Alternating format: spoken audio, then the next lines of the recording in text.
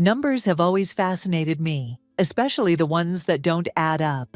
Like the $5,000 missing from our joint account, or the 3 nights a week Ryan claims he's working late, or the 2 wedding rings I'm staring at on our bedroom dresser. One his, one mine. Only mine is where it should be. I'm Fiona, and I used to write code that made numbers dance. Now I'm just trying to make sense of the ones that keep slapping me in the face. The bank statement trembles in my hands as I scroll through the transactions on my phone. Another withdrawal, this time for $3,500. No note, no explanation, just money vanishing like morning mist. The kind of money that could pay our mortgage for 2 months. Ryan, I call out, my voice steadier than I feel. Can you come here for a minute? His footsteps echo down the hallway, each one matching my quickening pulse.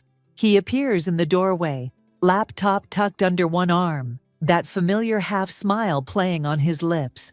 The smile that used to make me feel safe. Now it just makes me feel stupid. What's up, honey? I'm in the middle of something important. So am I. I turn my phone screen toward him.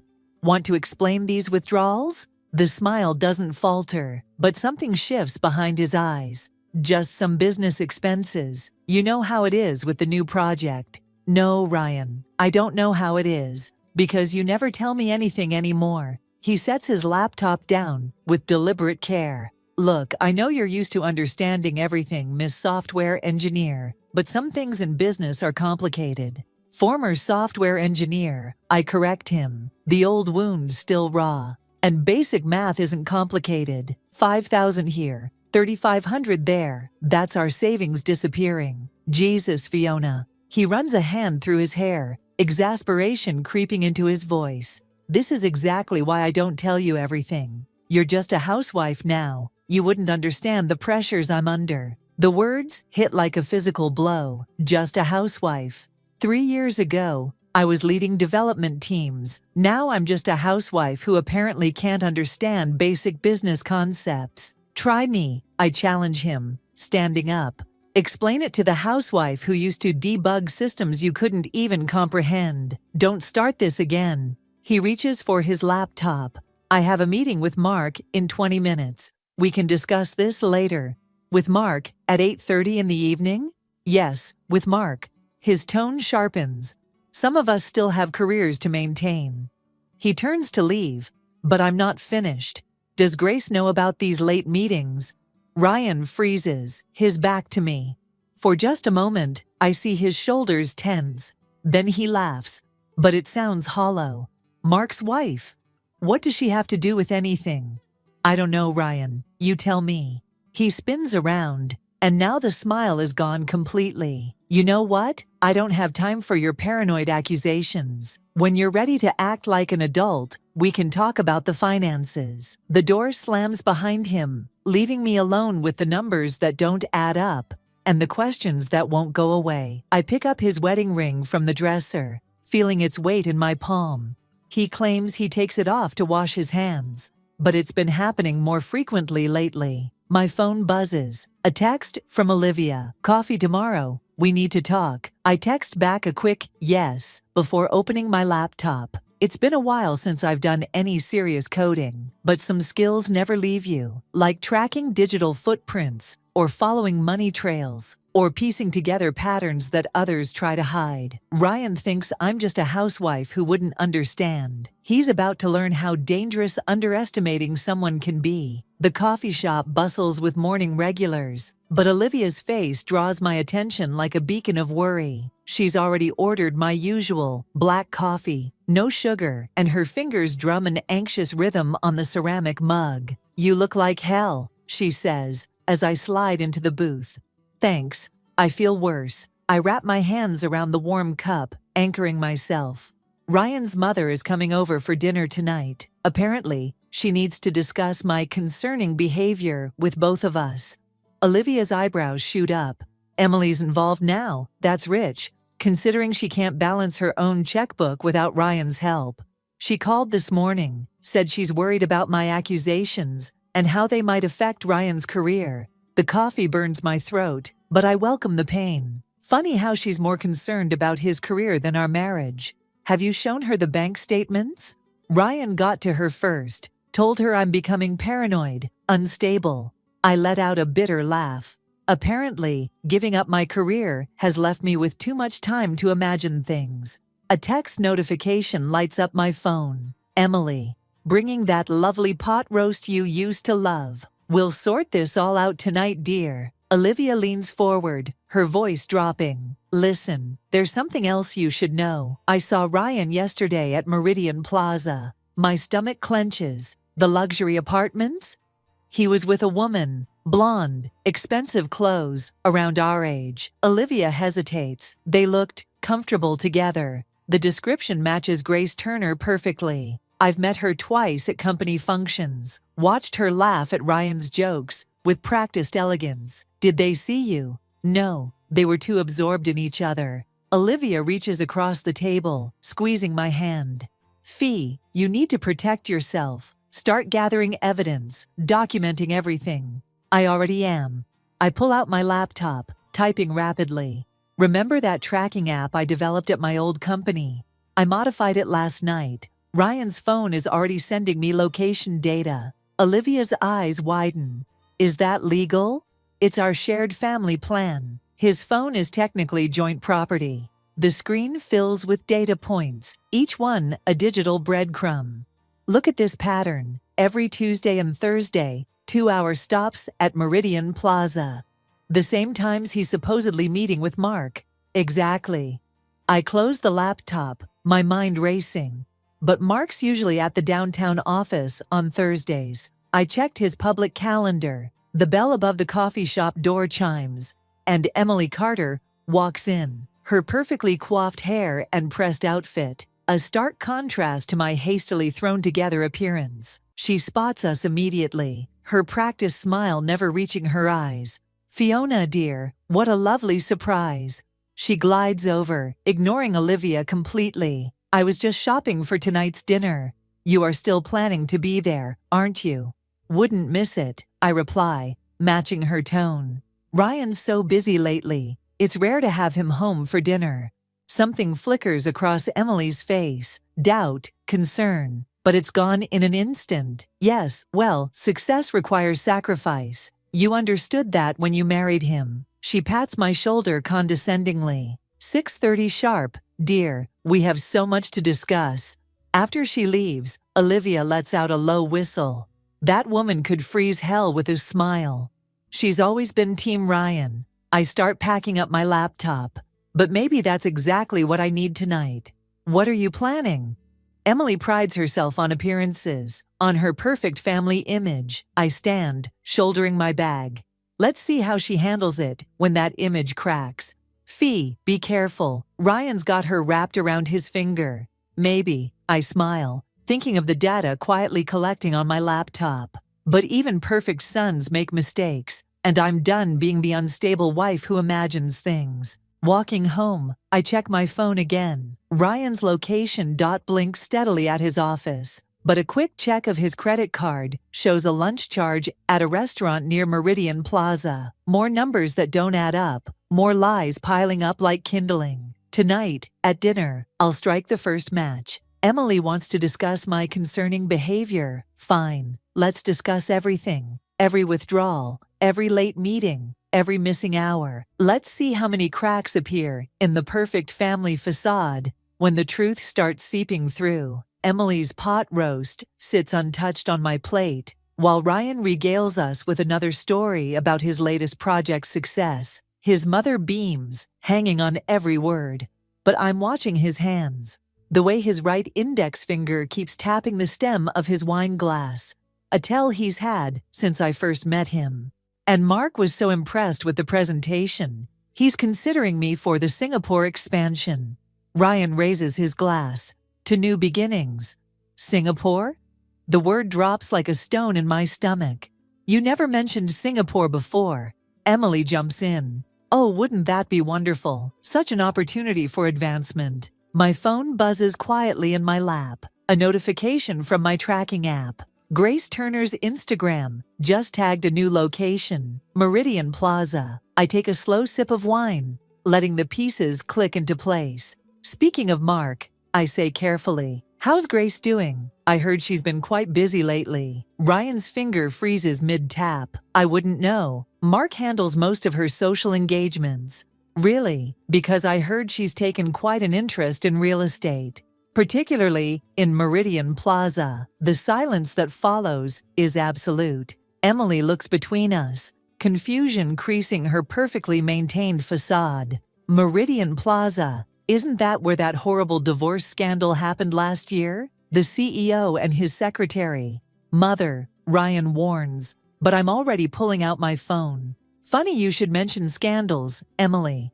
Would you like to see some interesting financial records? I slide my phone across the table. These withdrawals coincide perfectly with the rental payments for Unit 1504 at Meridian Plaza, the same unit Grace visits every Tuesday and Thursday. Emily's face drains of color as she scrolls through the transactions. Ryan, darling, there must be some mistake.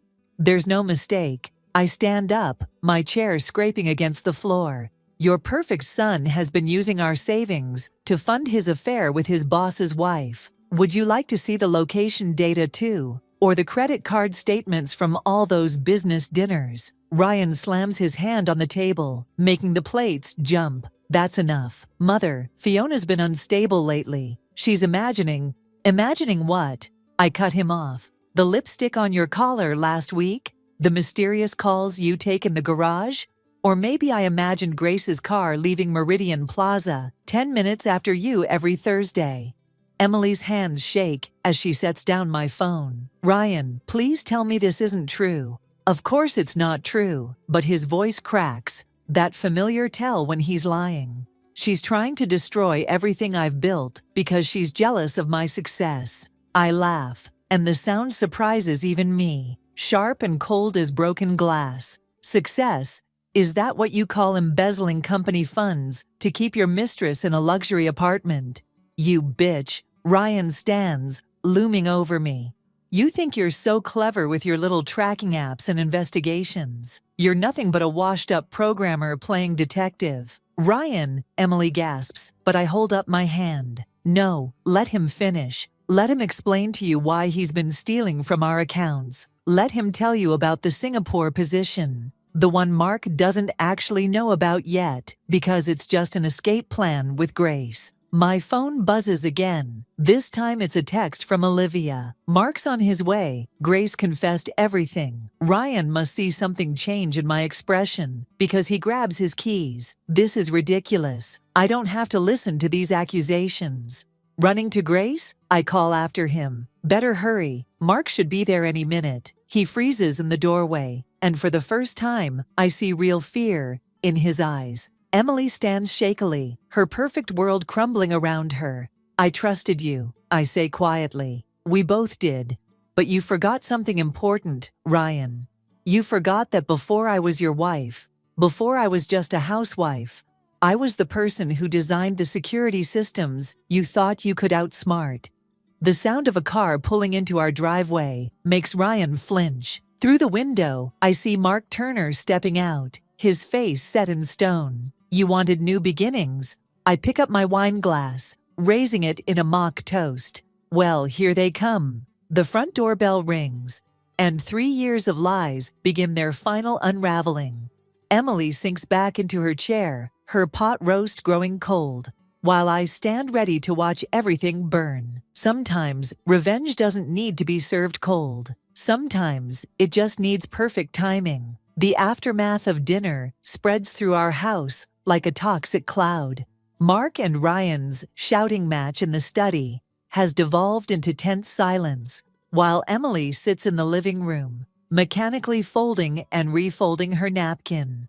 I stand in the kitchen, washing dishes that don't need washing, listening to the tick of the clock on the wall. The front door opens and closes. Grace's heels click across the hardwood floor. I recognize her walk now, after all those surveillance videos. She pauses in the kitchen doorway, her designer outfit slightly disheveled, mascara smudged beneath her eyes. He said you were unstable, she says quietly. That you were imagining things because you couldn't handle losing your career.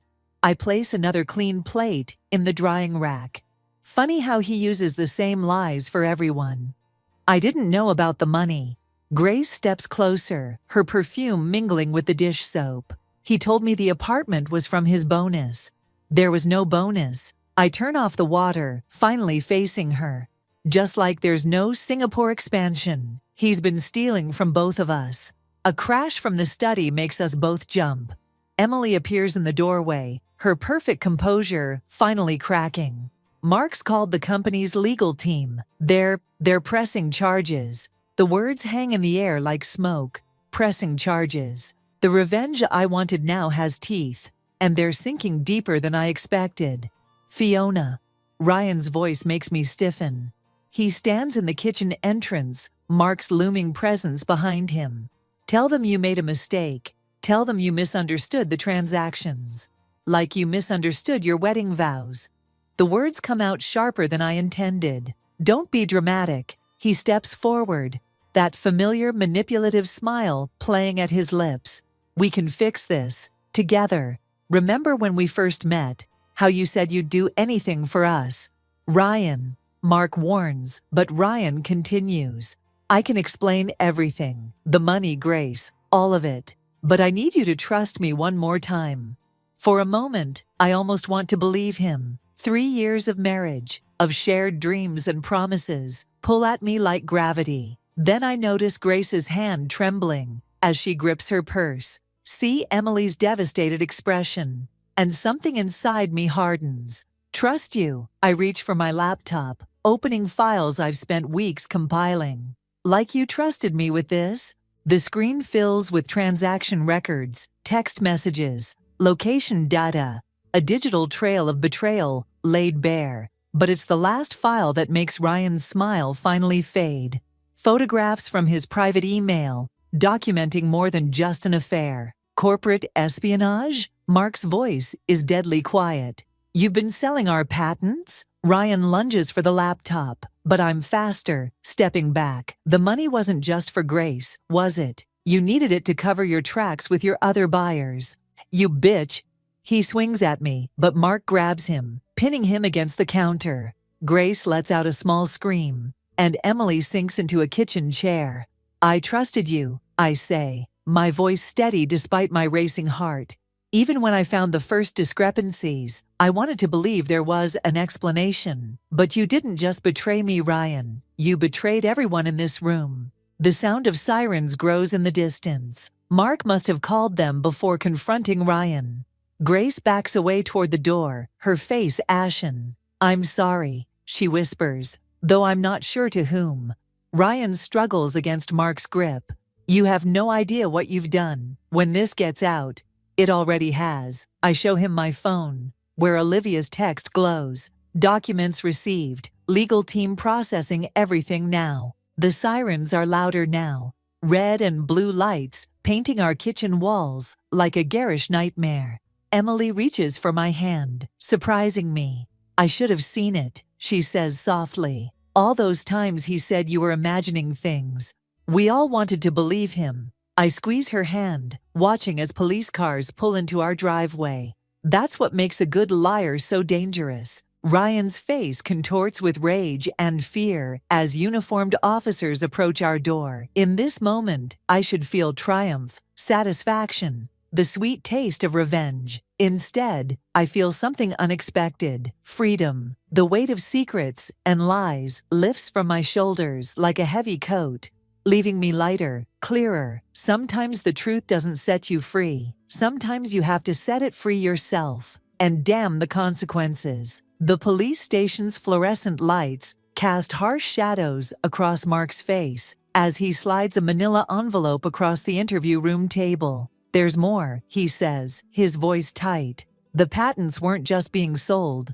They were being weaponized. I open the envelope with trembling fingers, spreading out documents that make my stomach turn. Lines of code I recognize. My code, from projects I'd worked on years ago, twisted and repurposed into something malicious. Ryan didn't just steal from the company, Mark continues. He sold your old security protocols to competitors. They're using them to build backdoors into financial systems. The room suddenly feels too small, too bright. My protocols were defensive. They were meant to protect. I know. Mark rubs his temples. That's why we need your help. You're the only one who understands how these systems work. A detective enters, carrying coffee I didn't ask for. Mrs. Carter, we'll need you to testify about the original code architecture. No. The word comes out before I can stop it. I can't be involved. The evidence you have is enough. It's not. Mark leans forward.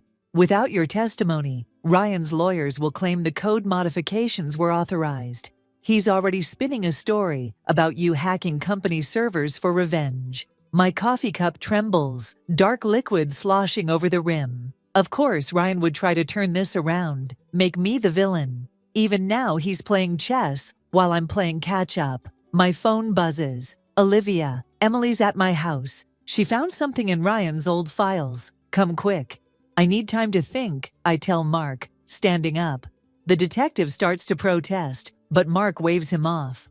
24 hours, Mark says. That's all we can give you. The drive to Olivia's house feels surreal. Streetlights blurring past like stars. Emily meets me at the door, clutching a leather portfolio I recognize from Ryan's study. I was cleaning, she says, hands shaking as she opens it. I thought if I kept things normal.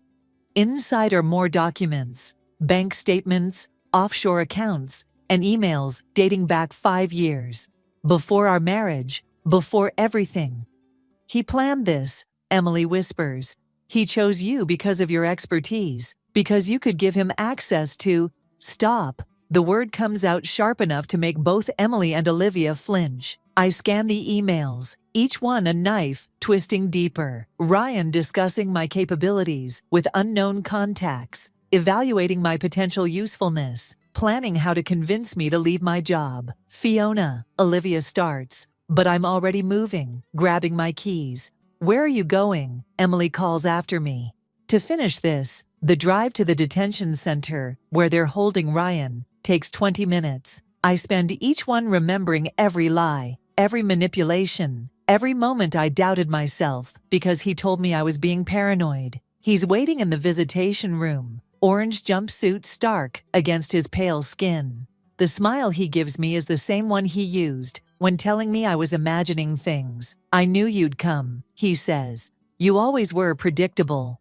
Like how you predicted I'd quit my job to support your career. I lay Emily's portfolio on the table between us. Or how you predicted I'd be too broken to notice what you were doing with my old code. The smile falters, just slightly. Everything I did was for us. No. I lean forward, dropping my voice. Everything you did was because you underestimated me. You thought I was just a housewife who wouldn't understand. Be careful, Fiona. His voice hardens. You're not the only one with evidence. One phone call, and certain people will be very interested in your recent activities. You mean like the tracking software? The financial traces? I smile, and for the first time, I see real fear in his eyes. Go ahead, show them. Every line of code is documented, every access point logged. I learned from the best, after all. Standing, I gather the portfolio. I'm testifying tomorrow, not for Mark, not for the company, but for every person you've manipulated and betrayed. And when I'm done, you won't just lose your freedom, you'll lose your last shred of control. You'll regret this, he calls as I reach the door. You have no idea what you're starting. I turn back, meeting his gaze one last time. No, Ryan, I'm not starting anything. I'm finishing what you began. The door closes behind me with a final click, and I step into the evening air, my path suddenly clear. Sometimes revenge isn't about destroying someone. It's about reclaiming your own power, one truth at a time. The courtroom feels like a trap closing in. Each tick of the wall, clock another tooth in the mechanism. I sit at the witness stand, my carefully prepared testimony crumbling, as Ryan's lawyer circles like a shark that smells blood. Ms. Carter, isn't it true that you developed the original security protocols while employed at TechCore? Yes, and these protocols were company property, correct? His smile reminds me of Ryan's. Practiced, predatory. The base code was, the modifications. were made by my client under authorized company directives. He slides a document across to the judge. Exhibit C, Mr. Carter's project authorization, signed by the board.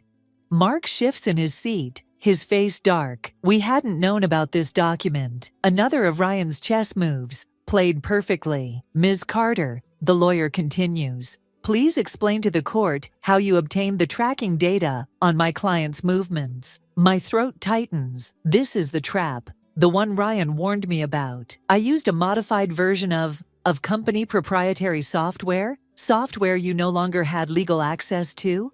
The judge leans forward. Ms. Carter, did you illegally access company systems to track your husband? The courtroom spins. Everything I'd built, all the evidence I'd gathered, Ryan's lawyer is turning it against me, piece by piece. I catch Emily's eye in the gallery. She looks away. Your Honor, Mark's lawyer interjects. The defendant's activities were instrumental in uncovering corporate espionage. Ryan's lawyer cuts in smoothly. My client was conducting an authorized internal investigation into security breaches. Ms. Carter's unauthorized surveillance actually compromised that investigation. My hands grip the witness stand. The lie is so perfect, so carefully constructed. Ryan isn't just destroying my credibility. He's rewriting history. Furthermore, his lawyer produces another document. We have evidence that Ms. Carter attempted to access offshore accounts using company resources.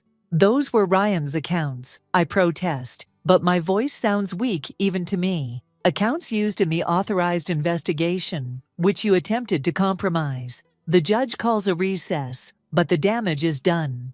In the hallway, Mark approaches with his lawyer, their faces grim. He planned this, Mark says, quietly. The board authorization, the investigation cover story. He's been setting this up for months.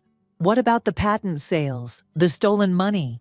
All documented under official company operations. Mark's lawyer shakes his head. He had paperwork for everything. We can't prove it was fraudulent without my testimony. I lean against the wall, feeling the cold marble against my spine, which he just destroyed. Olivia appears, clutching her phone. Fiona, it's worse. Someone leaked your tracking software to the press. They're calling it corporate surveillance, saying you were spying on multiple employees. Ryan, I whisper, of course. He's not just discrediting my testimony. He's making me the villain of the story. Grace passes by with her lawyer, not meeting anyone's eyes. She's cut a deal, I realize. Ryan's offered her immunity in exchange for supporting his version of events. My phone buzzes. An email from the district attorney. They're considering charges against me for corporate espionage and illegal surveillance, the very crimes I was trying to expose. We can fight this, Mark starts, but I shake my head. He wins. The words taste like ash. He took everything I had, my marriage, my career, my reputation, and turned it into a weapon against me. Emily approaches hesitantly, holding a newspaper. The headline makes my stomach lurch. Tech wife's revenge. Plot exposes corporate privacy concerns. I'm sorry, she whispers. I never thought he would. None of us did. I push away from the wall, walking toward the courthouse doors. Outside, reporters wait with cameras and microphones, ready to capture my fall from grace. Behind me, I hear Olivia calling my name, but I keep walking. 3 years of marriage, 15 years of career experience, a lifetime of trust and justice. All of it lies shattered on the courthouse floor. Ryan's words from the detention center echo in my head. You have no idea what you're starting. He was right. I thought I was fighting for truth, for justice, for revenge. Instead, I walked right into his perfect trap, becoming the villain in his carefully crafted story. The cameras flash as I push through the courthouse doors. Each burst of light, another nail in the coffin of my old life. Sometimes revenge doesn't just fail, it becomes the very thing that destroys you. The USB drive feels impossibly small in my hand as I stand outside Ryan's office. Through the glass walls, I can see him at his desk, basking in his courtroom victory. The security badge clipped to my blouse, courtesy of Mark's last act before his resignation, Might be my final chance to set things right. Mrs. Carter, Ryan's assistant, blinks in surprise. I didn't think. It's fine, Sarah. Ryan's voice carries that familiar condescending warmth.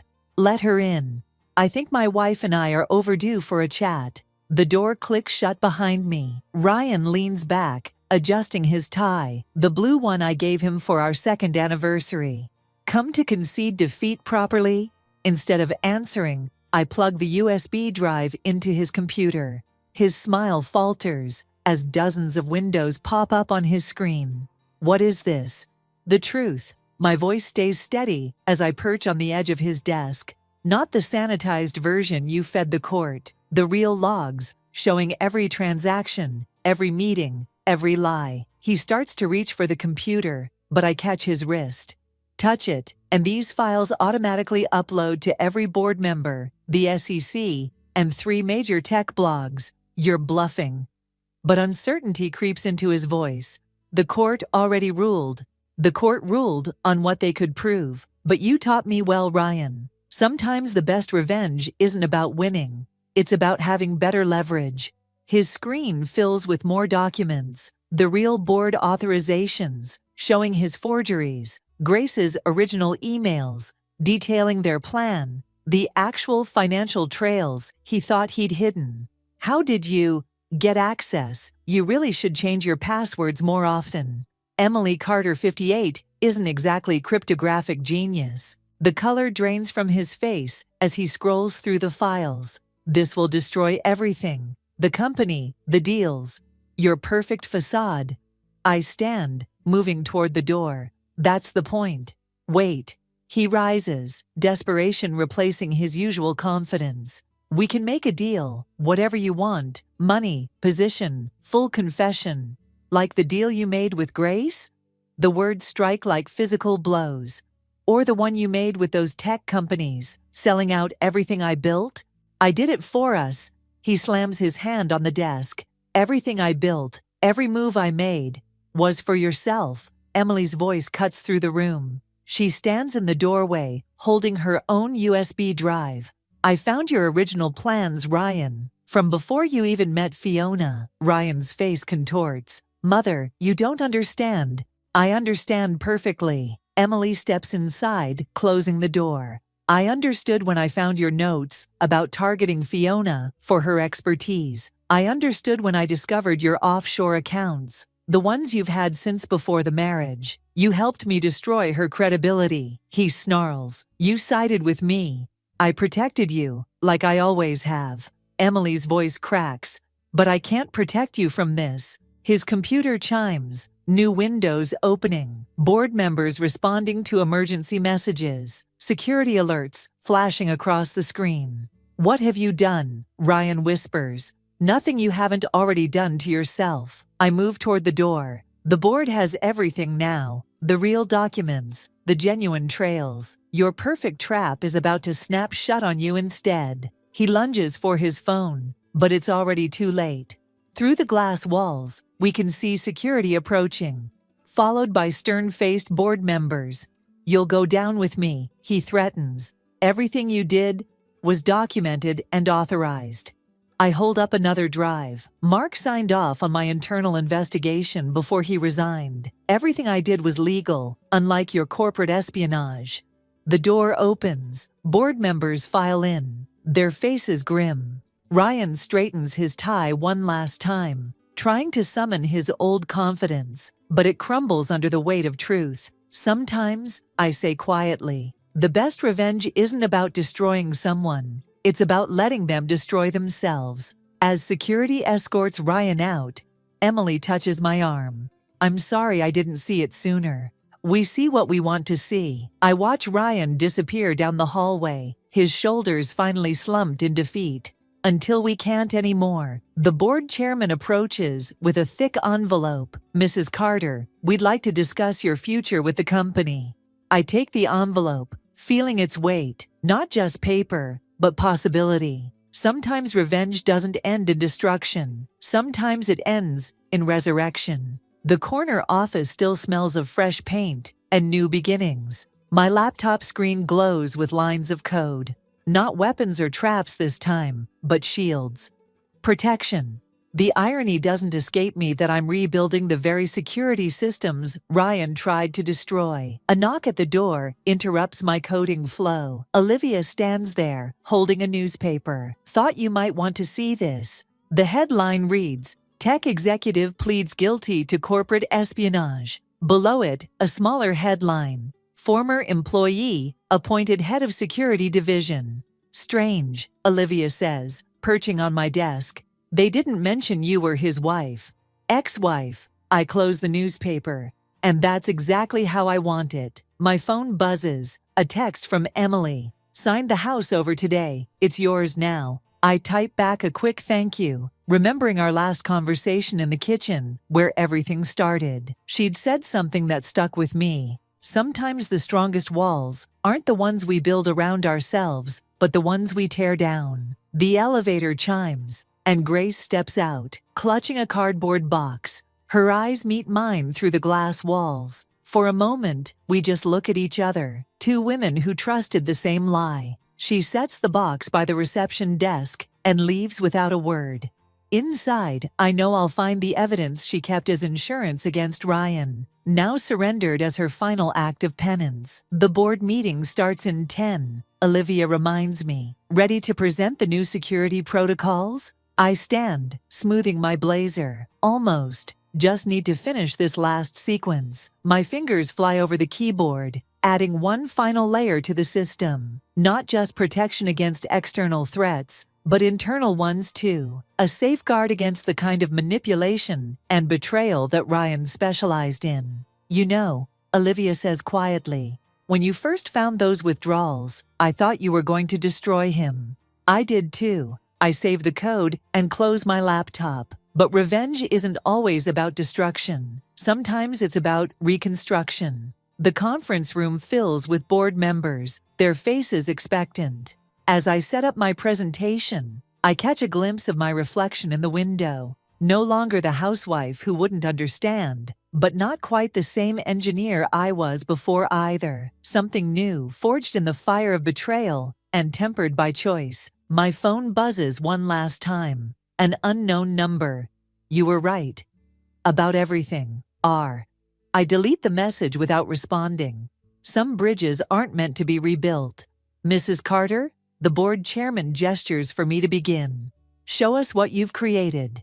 I stand before them, my presentation ready, but instead of launching into technical specifications, I start with a simple truth. Security isn't just about keeping threats out. It's about recognizing them before they become part of your foundation. The board members lean forward, interested. Through the glass walls, I can see Olivia giving me a thumbs up, while Emily waves from the reception area, dropping off lunch like she still does sometimes. Not out of obligation now, but choice. My new security system fills the screen behind me.